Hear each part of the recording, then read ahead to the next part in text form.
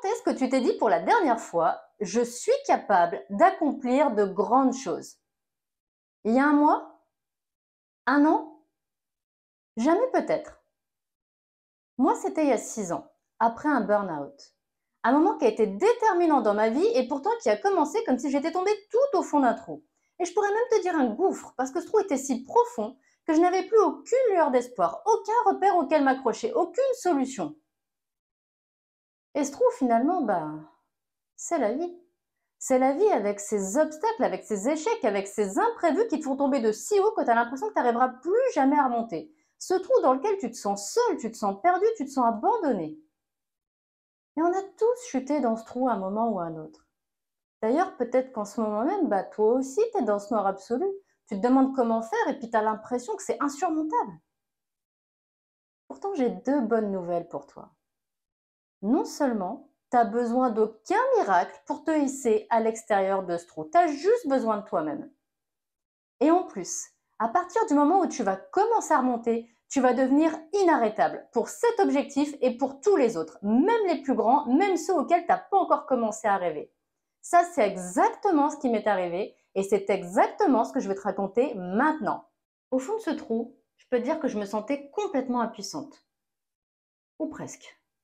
Parce que finalement, il me restait une option, faire face à moi-même et à mes choix. Et à tout ce que je n'avais pas voulu voir pendant toutes ces années. Toutes ces années où j'ai mis chaque coup de pelle qui a creusé ce trou. Alors j'ai remonté le fil de ces coups de pelle pour comprendre comment j'en étais arrivée là. Comment j'avais pu me laisser sombrer aussi loin, aussi durement, aussi longtemps sans jamais m'arrêter. Parce que finalement j'avais une part de responsabilité dans tout ça. Celle de ne pas avoir dit stop. Et une question en a entraîné une autre. Je me suis demandé où étaient toutes ces personnes pour lesquelles je m'étais tant investie. Aucune idée. Mais d'évidence pas près de moi. Et quelle injustice qu'elle soit pas là au moment où j'en avais le plus besoin, alors que moi j'avais toujours répondu présente, quitte à me sacrifier, quitte à passer après. Et ces sacrifices, justement, ils avaient servi à quoi? À rien. En tout cas, à rien qui pouvait me servir dans cette situation. Donc en résumé, j'étais seule. Et tout ce que j'avais construit jusque-là, je ne pouvais pas m'en servir parce que je l'avais construit pour d'autres. Et pourquoi? Pour faire plaisir, pour un peu de reconnaissance, pour pas me retrouver seule. Quelle ironie. Cela dit, même si je pensais que j'avais rien, il se trouve que mes questions, mon introspection commençait à m'apporter quelque chose. De la hauteur. Sur moi, sur ma vie. Jusqu'à me rendre compte que finalement j'avais toujours fonctionné comme ça. Donner, donner, donner. Je te parle pas de la chanson là. C'était plutôt donner. Toujours dans le même sens, toujours aux autres. Et finalement, moi, qu'est-ce que je m'étais donné? Rien. Qu'est-ce que j'avais fait uniquement en pensant à moi? Rien. Ça a été le premier choc, le premier déclic. Alors j'ai fait ce que j'avais pas fait en 35 ans. Je me suis demandé de quoi j'avais envie. Toi, tu t'es déjà posé cette question? Tu t'es déjà demandé ce que tu pouvais faire uniquement pour toi sans te laisser influencer par les envies des autres? Quand je me suis posé cette question, c'était tellement inhabituel pour moi que j'étais comme dans un brouillard. Aucune réponse claire et concrète ne me venait. C'est fou quand même, non, de faire autant attention aux besoins, aux envies des autres et de même pas savoir le faire pour soi-même. Et là, deuxième choc, deuxième déclic. Parce qu'à force d'y réfléchir, j'ai compris que j'avais pas eu suffisamment d'amour pour moi pour m'accorder de l'attention. Et c'est pas logique parce qu'il n'y a rien qui fonctionne comme ça. Une plante, tu l'arroses pas, elle fane. Une voiture, tu l'entretiens pas, elle tombe en panne. Toi, tu prends pas soin de toi, tôt ou tard, tu tombes. Parce qu'il y a personne qui va venir puis qui va te dire, tiens, on dirait que ça fait un moment que t'as pas pris soin de toi, t'inquiète, je vais le faire pour toi. Non, ça doit forcément venir de moi. C'est ma responsabilité que de prendre soin de moi, c'est mon devoir que de m'accorder le respect et l'importance que je mérite. Et là, il s'est passé quelque chose de physiquement compliqué à expliquer. Heureusement, en France, on a une expression pour dire ça. Je me suis mis un gros coup de pied au cul. Et là, un autre type de question a commencé. De quoi j'ai besoin pour m'épanouir? Qu'est-ce qui donnerait du sens à ma vie? Qu'est-ce qui me rendrait heureuse, fière de moi? Et qu'est-ce qui me fait vibrer? Et là, troisième choc, troisième déclic, je me suis reconnectée à mon âme d'enfant. À l'époque où je me regardais dans le miroir, où je me souriais, où j'étais fière de moi quand j'avais des bonnes notes, où je prenais du temps pour moi. À l'époque où j'avais plein d'envies, où je rêvais grand, où rien me semblait impossible. Et ce que je voulais, c'était rendre les gens heureux, c'est avoir un impact positif dans ce monde, c'est être inspirante. Mes rêves d'enfant et les tiens, tu t'en souviens? Finalement, combien sont réalisés? Pour moi, aucun à ce moment-là. Et pourquoi? Qu'est-ce qui s'est passé? Est-ce que devenir adulte, c'est ne plus avoir de rêves, c'est ne plus avoir de courage? Je crois qu'en grandissant, j'ai arrêté de croire que c'était possible. Et surtout, j'ai arrêté de croire en moi. Sauf que croire en soi, c'est le début de tout. Croire en soi, c'est ce qui donne l'impulsion. Et je peux même te le prouver. Pour ça, je vais te raconter une anecdote. Quand j'avais 5 ou 6 ans, mon père a commencé à m'apprendre à faire du vélo, sans les petites roues, la grande classe. Alors le premier jour, j'y suis pas arrivée. Deuxième jour, ça n'a pas marché non plus. Troisième jour, idem. Au bout d'une semaine, toujours rien. Et là, mon père me dit, j'arrête. Sauf que dans ma tête, ça n'a pas fait j'arrête. Dans ma tête, ça a fait hors de question. Je ne vais pas en rester là. Je sais que je peux y arriver. Alors tu sais ce que j'ai fait? Je suis montée sur le vélo et je suis partie en pédalant. Et depuis ce moment-là, je sais faire du vélo. Alors ce que je retiens de cette histoire, c'est que j'étais convaincue que je pouvais y arriver. Alors j'ai essayé. J'ai mis un premier coup de pédale. Quitte à tomber peut-être, mais finalement je me suis même pas posé la question. Moi, tout ce que je voulais, c'était avancer et aller le plus loin possible. Autrement dit, j'ai cru en moi. J'ai cru en mes capacités. Et à partir de là, j'ai puisé en moi la force et les ressources nécessaires pour atteindre mon objectif. J'avais 6 ans. Je trouve que repenser à soi enfant, c'est vraiment quelque chose d'impactant. Et au milieu de toutes ces sensations positives, j'ai pris une décision importante. Arrêter de me fixer des limites. Et quelles que soient mes idées, toujours essayer pour voir jusqu'où je peux aller. Et à partir de là, je pouvais tout envisager, tout tenter, tout oser. Et ce que je voulais, c'était prendre le contre-pied de ma vie, de ma situation. Je voulais me sentir vivante, je voulais me sentir forte. Je voulais devenir tout celle que j'avais mise sous cloche depuis toujours finalement, celle que j'avais empêchée de s'exprimer. Je voulais redevenir la petite fille de 6 ans en version adulte. Je voulais exploiter pleinement mon énergie, mes ressources, ma force pour me réaliser. Enfin. Alors en me disant, finalement, si je ne me mets pas de limite de quoi j'ai envie, j'ai commencé à faire une liste. Et sur cette liste, j'ai marqué 4 choses. Faire des vidéos YouTube, devenir formatrice, écrire un livre et faire que toutes les galères qui m'arrivent servent à quelque chose. Alors si je devais faire un bilan aujourd'hui, je dirais que je m'en sors bien parce qu'aujourd'hui, je coche toutes les cases. Mais il n'y a rien qui s'est fait dans la facilité. Des leçons de vie, j'en ai eu beaucoup. Des pierres sur mon chemin aussi. Et quand c'est comme ça, quand tu as des pierres au milieu de ta route, tu as 2 options. Option 1, tu prends ces pierres, tu les regardes comme des problèmes et ça te fait des murs qui t'empêchent d'avancer. Option 2, tu prends ces pierres, tu les regardes comme des défis à relever et là, ça te fait des ponts qui te permettent d'avancer. Alors forcément, j'ai pris la deuxième option. Par exemple, quand je me suis lancée dans le projet YouTube, là, ma première difficulté, c'était déjà mon manque de confiance en moi. Attention, je ne te parle pas d'un petit caillou sur ma route, là, je te parle d'une pierre taille menhir. Et ce qui n'a rien arrangé en plus, c'est que je pensais que toutes les personnes autour de moi, elles se faisaient confiance. Alors ça, c'est complètement faux. Tu as une idée du nombre de personnes qui manquent de confiance en elles? Rien qu'en France, en 2019, l'INSEE a estimé à 47% le nombre de personnes qui ne se font pas pleinement confiance. 47%, un Français sur 2. Et ça, c'est en France. Parce qu'au niveau mondial, une autre étude a révélé en 2017 qu'une personne sur 3 estime ne pas avoir suffisamment confiance en elle pour réussir dans les aspects importants de sa vie personnelle et professionnelle. Une personne sur 3, on est presque 8 milliards sur Terre. Ça veut dire que 2,5 milliards de personnes ne se font pas confiance. Quoi qu'il en soit, le manque de confiance n'est pas irréversible. Je répète, le manque de confiance n'est pas irréversible. Et j'ai fini par le soulever, mon menhir. Comment j'ai fait? J'ai appris. J'ai appris à faire une vidéo, j'ai appris quel était le matériel à utiliser. Et ça m'a donné des points de repère. Et déjà, j'ai eu un peu plus confiance en moi. Mais forcément, ça ne suffisait pas. Alors, j'ai fait des recherches sur la confiance, sur les méthodes pour en gagner. Et il y a quelque chose qui m'a vraiment impactée, c'est les histoires inspirantes. Ces histoires de personnes connues qu'on pourrait penser sans faille en quelque sorte. Et pourtant qui ont galéré, qui ont chuté et qui se sont relevées pour aller encore plus loin. Et ces histoires, elles sont nombreuses. Les Beatles, par exemple, Ils ont été refusés de plusieurs maisons de disques avant de devenir célèbres.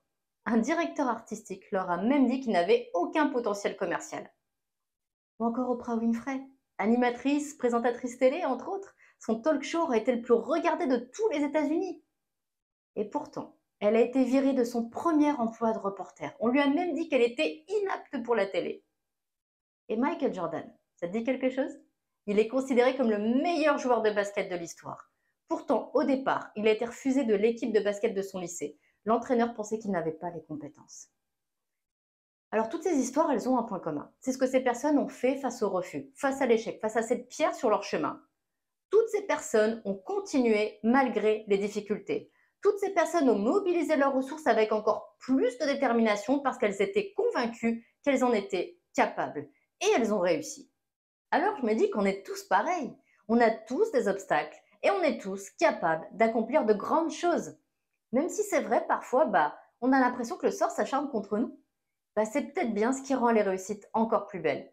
Et justement, moi aussi je voulais réussir. Moi aussi je voulais mobiliser mes forces et aller loin. Alors je me suis dit, au pire du pire, avec ces vidéos YouTube, qu'est-ce qui peut m'arriver? Des gens vont pas aimer?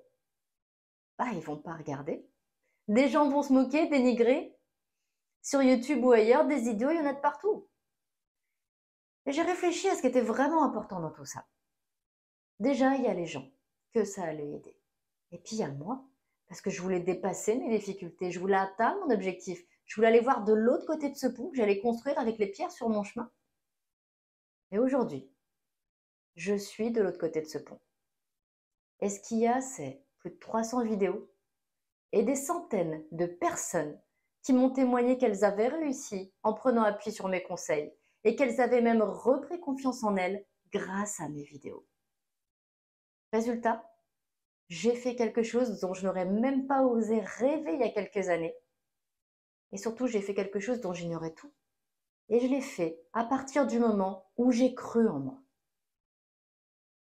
Mais clairement, mon plus grand défi, ça a été mon livre. Depuis que j'ai 15 ans, je veux écrire un livre. Et tu sais quel âge j'ai aujourd'hui? Non, je te le dirai pas, mais tu peux multiplier par 2, quelque chose. Je voulais tellement écrire un livre que je me suis lancée sans rien dire à personne. J'ai travaillé sur le projet pendant 3 mois, du matin au soir, et j'ai écrit ce livre. Tu te dis que c'est super? Pas tant que ça finalement, parce qu'il restait à le publier. Donc j'ai envoyé le manuscrit à une dizaine de maisons d'édition. Résultat, manuscrit refusé, partout. Première déception, ou plutôt demi-déception, parce que j'avais gagné une certitude en chemin, celle que je pouvais réaliser mon rêve, que j'en étais capable. Donc l'année suivante, j'ai retenté, avec un nouveau projet. J'ai contacté de nouvelles maisons d'édition. Et j'étais pas connue, donc ça n'a pas convaincu. Deuxième déception. Ça dit, je comprenais. Puis surtout, je savais que ma chaîne YouTube me faisait gagner en notoriété. Il fallait juste que je sois patiente. Alors j'ai patienté, une année de plus. Et je suis revenue avec toute l'énergie et l'enthousiasme de quelqu'un qui s'apprête à réaliser son rêve. J'étais d'autant plus confiante que j'avais ajouté des nouveaux éléments au projet et surtout j'avais gagné en visibilité grâce à ma chaîne YouTube. Les réponses que j'ai obtenues? Refus, refus, refus. Je peux te dire que je suis passée par plein d'émotions. Déjà de la tristesse parce que ça marchait toujours pas. Du doute, je me suis demandé si j'avais vraiment les compétences pour écrire ce livre finalement. Et puis de la colère et un sentiment d'injustice parce que j'avais l'impression que personne ne se rendait compte de tout ce que j'avais à partager, de tout ce que j'avais envie de donner. Alors finalement, je me suis dit, tant pis, il n'y aura pas de livre. Cette phase n'a duré qu'un temps, 2 ans exactement. 2 années pendant lesquelles j'ai continué à évoluer, à développer de nouvelles compétences, de nouvelles idées, à accumuler encore plus de confiance en moi, jusqu'à oser être pleinement moi. Et là, la certitude que j'allais y arriver était plus forte que jamais. Alors j'ai retenté. J'ai recontacté les mêmes maisons d'édition avec un projet encore plus efficace et surtout une approche différente. Une approche encore plus authentique. Je leur ai parlé avec mon cœur sans aucun filtre. Et là, jackpot, projet validé. Je te dis pas, intérieurement, ça a été une explosion de joie. Et puis une fois que l'émotion est passée, la réalité, c'est qu'il y avait quand même un livre à écrire. Alors il fallait que je mette toutes les chances de mon côté pour y arriver. Pour ça, j'ai décidé de ne jamais quitter mon objectif des yeux. Comment j'ai fait? J'ai imprimé la couverture de l'ouvrage et je l'ai regardé tous les jours. Je l'imaginais même en librairie. Je visualisais mon objectif. Et il y a autre chose qui m'a jamais quitté. C'est une phrase. Une citation de Bob Proctor qui dit « Si vous le visualisez dans votre tête, vous le tiendrez dans votre main ». J'adore cette phrase. Je la trouve hyper puissante, pleine de détermination. En faisant tout ça, j'ai continué à croire en mon rêve. J'ai continué à croire en moi et ça s'est réalisé. Alors aujourd'hui, j'en suis convaincue. C'est une très bonne chose que mon livre, que mon rêve n'ait pas abouti du premier coup. C'est une très bonne chose qu'il n'ait pas abouti du deuxième coup, ni même du troisième, parce qu'il n'aurait pas du tout ressemblé à ce qu'il est aujourd'hui. Il n'aurait pas du tout été rempli de tout ce que j'ai appris et compris au fil du temps. Il n'aurait pas été riche de toutes les anecdotes de ces personnes que j'ai accompagnées. Et j'aurais pas eu l'honneur de voir tous ces experts témoigner dans mon ouvrage. Tout ça, je l'ai gagné au fil du temps. Tout ça, je l'ai gagné en avançant sur mon chemin et en construisant mon pont. Alors finalement, ce livre, il est arrivé au bon moment. Et c'est souvent comme ça. Les choses arrivent exactement au moment où elles sont censées arriver. Alors c'est sûr, c'est difficile à réaliser quand tu as l'impression que ça n'avance pas. Mais si on prend par exemple l'histoire de ce livre, ça a été une succession d'opportunités pour l'améliorer, pour faire grandir le projet et pour grandir moi-même. Et c'est même l'histoire de ma vie depuis 6 ans. Chaque choix que j'ai fait m'a amené à avancer. Plus j'ai avancé, plus j'ai rencontré des obstacles qui sont devenus des opportunités, puis des réussites. Et à force d'avancer, j'ai aussi fait un chemin intérieur où je me suis rendu compte que j'étais capable de grandes choses, un pas après l'autre, et chaque pas au bon moment.